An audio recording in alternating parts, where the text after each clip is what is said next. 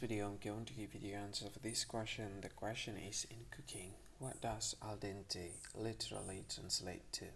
Well, now I'll give you the answer for this question, and the correct answer for the question is to the tooth. So that is the answer for the question, to the tooth. That's the answer. Hi, thank you so much for watching this video. If you find this video is very useful, you can help this channel to grow by subscribing this channel. Please this subscribe button and don't forget to like this video. And if you find this video is not really good, or you don't really like this video, or you kind of feel that it's a little bit offensive or something like that, you can click this one, dislike button. You can do that anyway.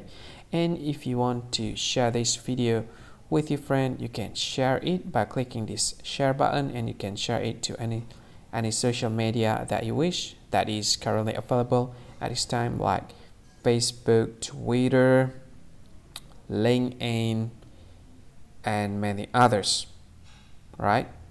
And if you want to add this video to your playlist, you can click this one. You can watch this video later, and you can find more options by clicking these three dots. And yeah, don't forget to subscribe. I think that's all of it. Thank you so much for watching this video, and see you again in another video. Bye bye. See you again.